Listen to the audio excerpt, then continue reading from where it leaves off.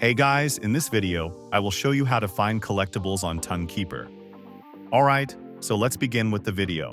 So first open your Tonkeeper app on your mobile device and make sure it is updated to latest version available.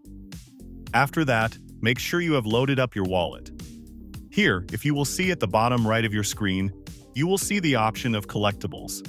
Tap on it, and if you have any collectibles, they will show them here.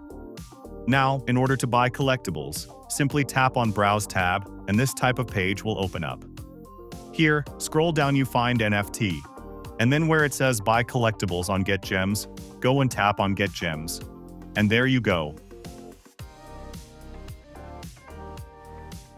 You can now buy your collectibles or find your preferred collectibles here.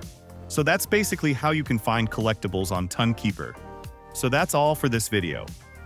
Consider subscribing if you find it helpful, and I'll catch you in the next one. Thanks.